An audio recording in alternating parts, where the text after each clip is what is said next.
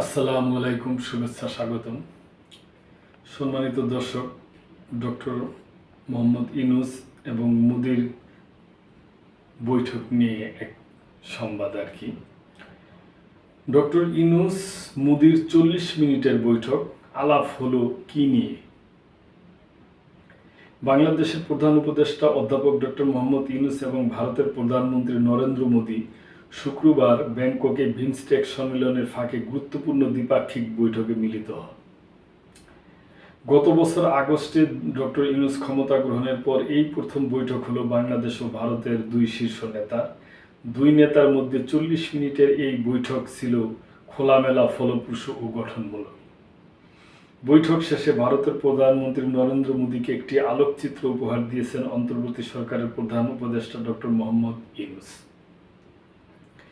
আলোকচিত্রে দেখা যায় 2015 সালের 3রা জানুয়ারি মুম্বাই অনুষ্ঠিত 102তম ভারতীয় বিজ্ঞান কংগ্রেসে প্রধানমন্ত্রী নরেন্দ্র মোদী প্রধান উপদেষ্টা অধ্যাপক ডক্টর মোহাম্মদ ইউনূসকে স্বর্ণপদক প্রদান করছেন।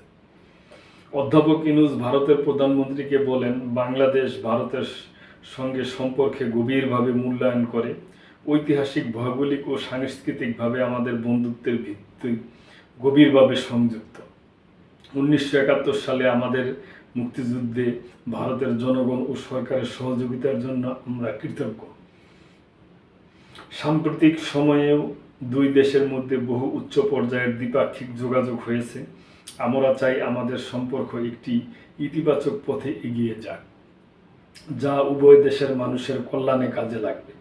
আলোচনায় আঞ্চলিক সহযোগিতা এগিয়ে নিতে বিমস্টেক এর চেয়ারম্যান হিসেবে ভারতের সমর্থন চেয়েছে অধ্যাপক ইউনূস। গঙ্গা পানি চুক্তি নবায়ন ও তিস্তা পানি বন্টন চুক্তি সম্পূর্ণ করার বিষয়ে আলোচনা হয়েছে।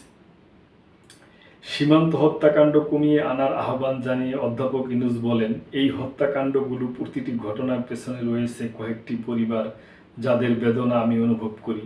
আমাদের একসাথে কাজ করে এটি বন্ধ করতে হবে। মোদি বলেন, ভারতীয় সীমান্তরক্ষীরা কেবল আত্মরক্ষার্থে গুলি চালায় এবং বেশিরভাগ ঘটনা ঘটে ভারতীয় ভূখণ্ডে। অধ্যাপক ইউনূস ভারতে আশ্রিত সাবেক প্রধানমন্ত্রী শেখ হাসিনার প্রত্যাপনের অনুরোধ জানান। তিনি বলেন, তিনি বিদেশে বসে বাংলাদেশের অন্তর্বর্তীকালীন সরকার সম্পর্কে মিথ্যা ও উস্কানিমূলক মন্তব্য করে যাচ্ছেন, যা ভারতের অতিথিপরায়ণতার অপব্যবহার। প্রধান উপদেষ্টা জাতিসংঘ মানবাধিকার হাইকমিশনের প্রতিবেদন উল্লেখ করেন, যেখানে বলা হয়েছে 2024 সালের জুলাই আগস্টে প্রায় 1400 জন আন্দোলনকারী নিহত হয়েছে, যার মধ্যে 13% শিশু। অধ্যাপক ইউনূস জানান, বাংলাদেশ সরকার ধর্মীয় ও লিঙ্গভিত্তিক সহিংসতা প্রতিরোধে কঠোর পদক্ষেপ নিয়েছে এবং একটি নিরপেক্ষ ব্যবস্থা চালু করেছে।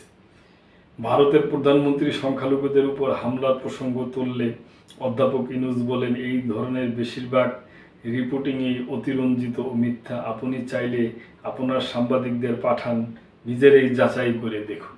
সুন্দর কথা বলছি। মোদি বলেন, ভারতের সমর্থন কোনো নির্দিষ্ট দল বা ব্যক্তি নয়, বরং বাংলাদেশের মানুষের প্রতি। এটাও খুব সুন্দরই ভালো কথা এবং বন্ধুত্বসুলভ কথা।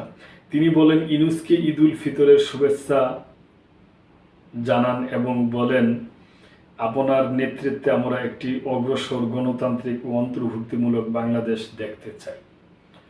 বৈঠকের পর ভারতীয় পররাষ্ট্র সচিব বিক্রম মিশ্রি সাংবাদিকদের জানান, বৈঠকে মোদি হিন্দু সহ বাংলাদেশি সংখ্যালঘু সম্প্রদায়ের বিষয়টি উত্থাপন করেন এবং বাংলাদেশি হিন্দু ধর্মাবলম্বী সহ অন্যান্য সংখ্যালঘুদের নিয়ে ভারতের চিন্তার বিষয়টি জানান।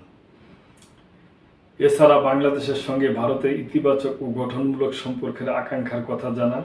শেখ হাসিনার প্রত্যাপন নিয়ে আলোচনা হওয়ার বিষয়টি নিশ্চিত করে মিশ্রি বলেন, বাংলাদেশ এ বিষয়ে আনুষ্ঠানিক পত্র দিয়েছে, তবে এই বিষয়ে এই মুহূর্তে এর চেয়ে বেশি বলা তার জন্য ঠিক হবে না বলে মন্তব্য করেন এই ভারতীয় কূটনীতিক। বিক্রম মিশ্রি বলেন, প্রধানমন্ত্রী মোদি অন্তর্ভুক্তিমূলক, প্রগতিশীল, শান্তিপূর্ণ, স্থিতিশীল এবং গণতান্ত্রিক বাংলাদেশের প্রতি তার সমর্থন পূর্ণ ব্যক্ত করেছেন।